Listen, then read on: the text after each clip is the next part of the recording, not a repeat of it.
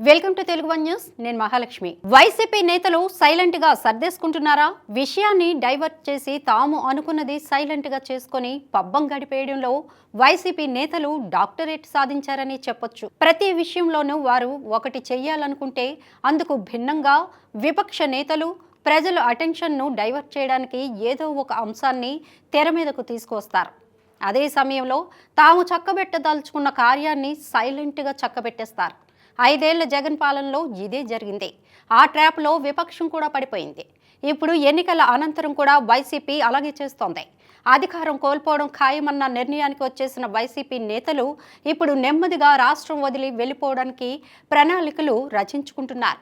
అయితే ఆ విషయం ఎవరూ గమనించకుండా ఉండేందుకు విజయంపై ధీమా ఒలకబోస్తూ రాష్ట్రంలో అల్లర్లను ప్రేరేపిస్తూ విపక్ష కూటమి నేతలు ప్రజల అటెన్షన్ను డైవర్ట్ చేయాలని చూస్తున్నారు. అందులో భాగంగానే సజ్జల రామకృష్ణారెడ్డి, బొత్స సత్యనారాయణ వంటి నేతలు మీడియా ముందుకు వచ్చి ముఖంలో ఇసుమంతైన ధీమా లేకపోయినా గెలుపు తథ్యమని మేకపోతు గాంభీర్యాన్ని ప్రదర్శిస్తున్నారు. అయితే వారిలా మీడియా ముందుకు వచ్చి విజయంపై ప్రకటనలు గుప్పించడం వెనుక అసలు కారణం మరోటి ఉందని పరిశీలకులు విశ్లేషిస్తున్నారు. జూన్ 4న కౌంటింగ్ జరిగి ఫలితాలు వెలువడే నాటికి పార్టీలోని కీలక నేతలంతా మూటాముల్లే సర్దుకొని రాష్ట్రం దాటేయడానికి ఏర్పాట్లు చేసుకుంటున్నారు. అయితే అది జనం దృష్టికి, ముఖ్యంగా విపక్ష కూటమి నేతల దృష్టికి వెళ్లకుండా రాష్ట్రంలో హింసాకాండను ప్రేరేపించడం, తెలుగుదేశం కూటమిపై విమర్శలు, అల్లర్లకు వారే కారణమంటూ నిందలు, చివరాఖరుగా ఎన్నికల సంఘంపై ఆరోపణలు.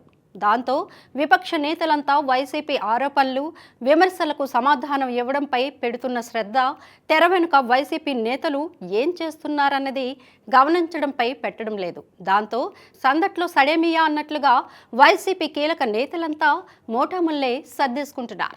అలా సర్దేసుకుంటున్న వారిలో ప్రథముడు సజ్జల అని పరిశీలకులు అంటున్నారు. ఇప్పటికే సజ్జల కుమారుడు సజ్జల భార్గవరెడ్డి ఎవరికి కనిపించడం లేదు, ఎక్కడ వినిపించడం కూడా లేదు. వైసీపీ సోషల్ మీడియా కార్యాలయానికి తాళం వేసేశారు. ఎవరు కార్యాలయానికి రానవసరం లేదని చెప్పేశారు. నెల రోజుల పాటు సెలవులు ఇచ్చామని, పూర్తిగా తీసేశామని చెబుతూ వైసీపీ సోషల్ మీడియా వర్కర్లలో కన్ఫ్యూజన్ క్రియేట్ చేశారు. నిజంగా సజ్జల మీడియా ముందుకు వచ్చి చెబుతున్నట్లుగా విజయంపై అంత నమ్మకం ఉంటే వైసీపీ సోషల్ మీడియా కార్యాలయానికి తాళం పడదు. ఆ social media wing chief Sajjala Bhargava Reddy అజ్ఞాతంలోకి వెళ్లరు. ఇప్పటికే వైసీపీ సోషల్ మీడియా సజ్జల భార్గవపై ఈసీ ఆదేశాల మేరకు కేసు కూడా బుక్ అయింది. ఒక్క సజ్జలనే కాదు, ఆ పార్టీ కీలక నేతలంతా ఇప్పుడు సైలెంట్ అయిపోయారు. పిన్నెల్లి సోదరులైతే హౌస్ అరెస్ట్ నుంచి తప్పించుకొని గన్మెన్లను సైతం వదిలేసి పరారైపోయారు. ఇప్పుడు వైసీపీ కీలక నేతల దృష్టంతా తమ ఆస్తులు, వ్యాపారాలు సేఫ్ జోన్కు ఎలా పంపించుకోవాలన్న దానిపైనే ఉందన్న విమర్శలు వెల్లువెత్తుతున్నాయి.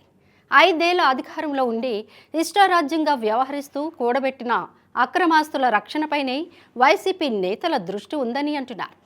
పెద్దిరెడ్డి వైసీపీలో క్యాష్ కింగ్గా పేరున్న పెద్దిరెడ్డి సైలెంట్ అయిపోయారు. అందుకు ఉదాహరణగా పెద్దిరెడ్డి అనుచరులు అయిన పలువురు కాంట్రాక్టర్లు ప్రభుత్వం నుంచి రావాల్సిన బకాయిలను రాబట్టుకోవడం కోసం చేస్తున్న ప్రయత్నాలను ఉదాహరణగా చూపుతున్నారు. మొత్తంగా ఓట్ల లెక్కింపు వరకు రాష్ట్రంలో ఉద్రిక్తతలు చల్లారకుండా ఉండేలా కార్యకర్తలను, కేడర్ను రెచ్చగొడుతున్నారని, తద్వారా విపక్ష కూటమి నేతల దృష్టిని డైవర్ట్ చేసి పోలీసుల దృష్టి మొత్తం హింసను అరికట్టడంపైనే కేంద్రీకృతమయ్యేలా చేసి తాము రాష్ట్రం దాటేసే యత్నాల్లో ఉన్నారన్న విమర్శలు వెల్లువెత్తుతున్నాయి.